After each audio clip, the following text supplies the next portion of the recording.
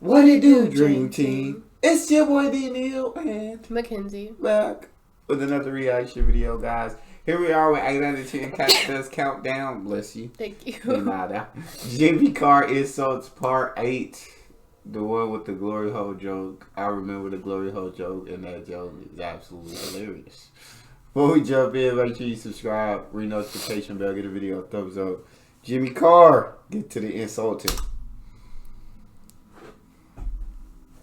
Rachel has a master's degree in maths from Oxford University. Frankly, using her for the maths on Countdown is like using the Large Hadron Collider as a water slide. Rachel's t-shirts are so tight he looks like a toddler that was granted a magic wish to be big.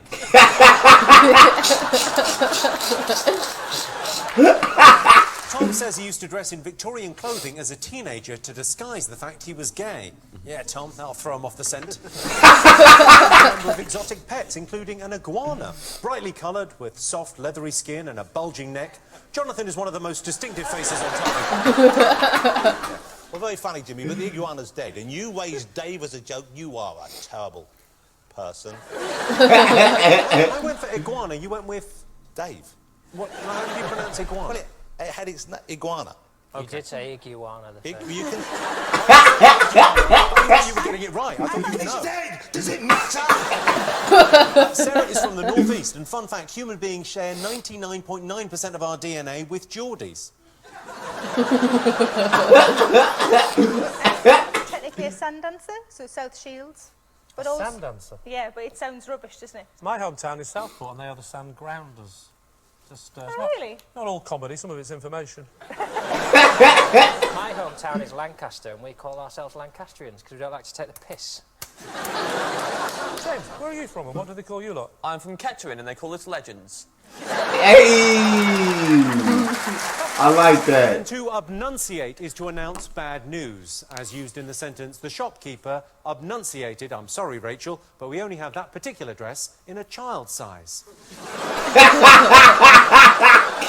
Saves on VAT, you'd know all about it. Saves on VAT. Because Jimmy got, I think, in trouble for, like, tax evasion or something like that. And so sometimes they be clowning Jimmy with them tax jokes. Stephen provided the voice for the Postman Pat movie. I saw it and was shocked. It involved more licking, stamping and stuffing big packages into tiny slots than any film since 50 Shades of Grey. It's also the child's icon you've just besmirched with your filth. You were the voice of Postman Pat? Yeah. Did you create a backstory for him, or anything? Yeah, because he was in a TV series before the film. Stephen, Yeah. who did you take over from? Who was the voice in the telly show? Well, a very unhappy man. Yeah. Clearly. I'm just wondering how he feels about it all. Well, I look at it like Bond, really. Yes, You move on, there's different Bonds, no one gets upset. There's different Pats. There's different Pats. Idris Elba's going to be the next Postman Pat. Oh my Before God. finding fame on The Daily Show in America, Michelle worked on Wall Street. So her surname is Wolf, and she used to work on Wall Street. She's just like that film, Annie. In 2016, John became a father. Must have been amazing holding that child for the first time and thinking, wow, just 9 months ago I was sitting at home waiting for my wife to get back from her yoga retreat. What a weekend.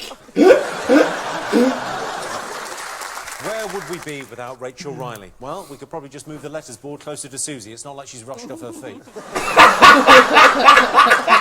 Rachel appeared on a celebrity version of Child Genius, where she was beaten by a 12-year-old in a maths challenge. And there's me thinking dancing on Strictly would have been the most embarrassing thing in your career. They be doing Rachel dirty, man. It seemed like it. Johnny Vegas has show business running through his veins, as well as dangerously high levels of saturated fat. You've all come back to butter. I was mocked during the margarine years. Your love of butter. I mean, you said you've outlived Prince and David Bowie. Who would have thought it? Only because I'm younger. You are? Well, we should probably crack on with the show because, judging by Rachel's dress, she clearly has a hen do to get to. Quite a few hen dos this year, actually. Did you? One of them, I dressed up my friend as a tortoise with a penis. Oh. Yes, there was a start. I'm really proud of that. A tortoise with a penis. Yeah, she loves tortoises, so we all went out And for it. penises. We were in Bristol. Yeah, your mum's going, yeah, no, fair enough, yeah. It's a good night, actually, yeah. She really came out of her shell. That was good. She really came out of her shell. That was a good one. John recently became a father. John's got OCD, so the conception took a while, as soon as he turned his wife on, he had to go back and make sure he turned her off again. Rachel Wiley has a degree from Oxford, and her tutors have a degree of sadness when they think about her chosen career path.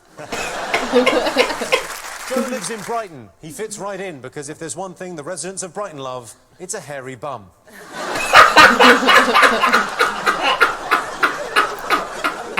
Michelle, do you know who any of us are? No, I thought, when I saw you, I thought maybe Benedict Cumberbatch had gotten in a terrible accident.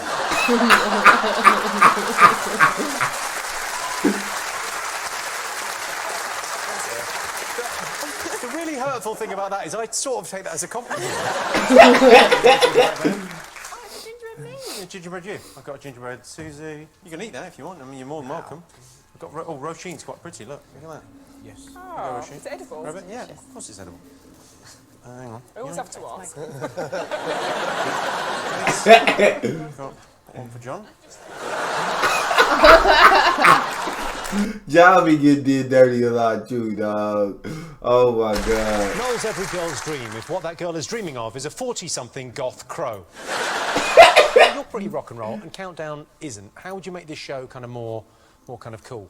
Don't know. The desks could be on fire or something. Different host. Probably wouldn't have the Riddler from Batman on it every week. It's not.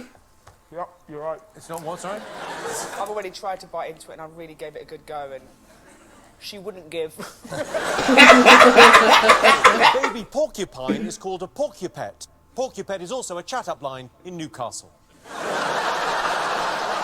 That's crazy. Roisin, the inedible gingerbread man, how's that going? How's that going down here? I talked her around. What's left of that gingerbread man? She's literally legless. Where would James be without comedy? Well, I imagine hanging out at a games workshop wondering what it's like to touch a girl's boob. Probably. I'm still doing half of those things. I'm not saying Chris Addison has weirdly long limbs, but I'm not sure whether to laugh at him or trap him under a glass and put him outside. Purple Durkle is an old Scottish term meaning to lounge in bed all day. Hey, Scottish people, you can't lie in bed all day, unless, of course, you've given the Domino's delivery guy his own key. Rachel, where do you see yourself in 10 years? Well, in 10 years, hopefully, I'll have been working in telly for 18 years. So I'll probably be testifying against someone I've worked with.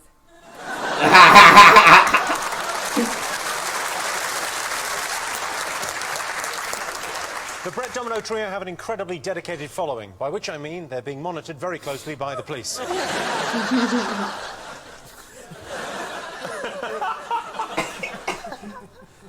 Should we respond or?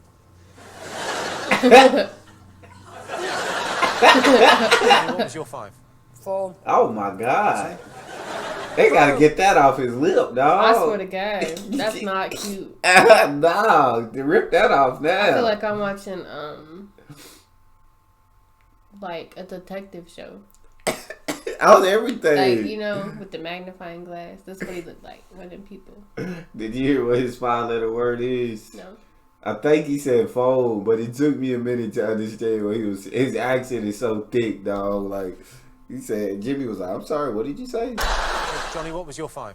4. What, sorry? Phone. Tolkien typed the 1,200-page manuscript of Lord of the Rings using only 2 fingers. I bet that was bloody Mordor. Oh my God. You often tweet about celebrities. If you could go on holiday with any celebrity, who would it be? Oh my gosh, I'd probably go on holiday with you. Excellent choice. Why me?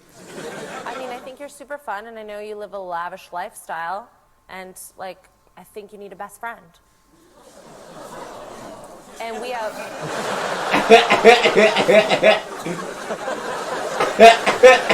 You know I'm a real boy.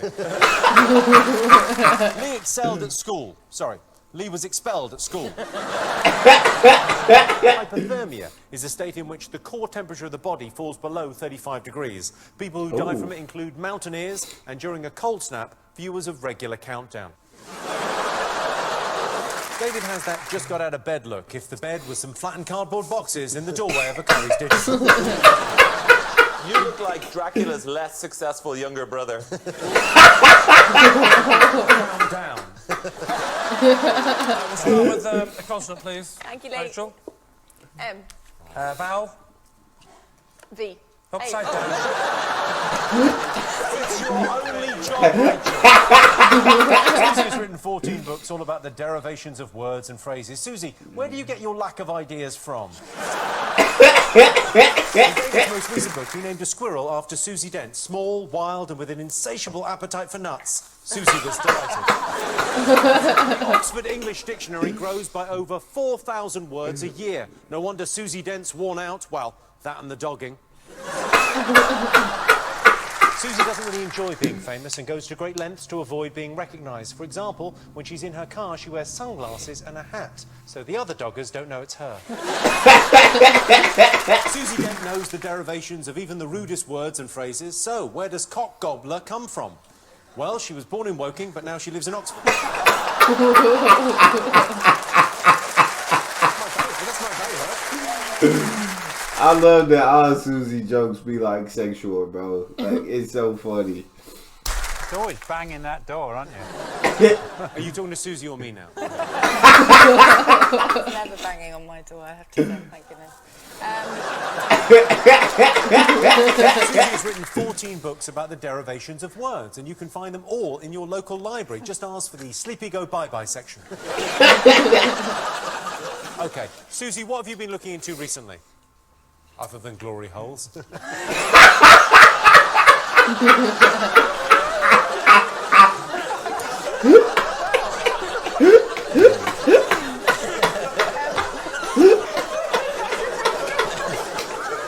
Most unnecessary.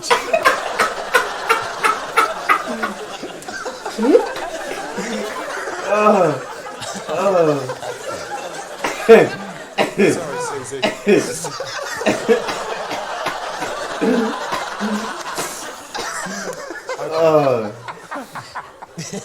That's dirty, dog. Now, what have you been looking into recently? I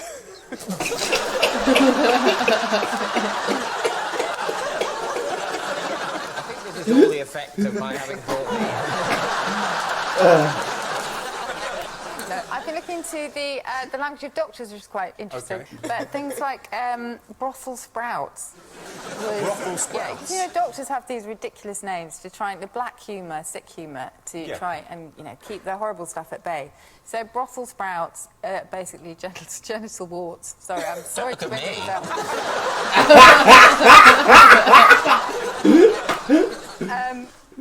Yes, that's it, really. I can't. I'm just thinking glory hole. Rich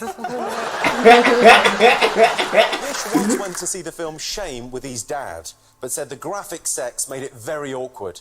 Everyone in the cinema asked them to stop.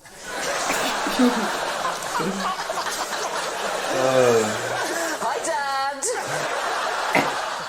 It was such a simple joke, dog. Susie, what have you been looking into recently? Other than glory holes.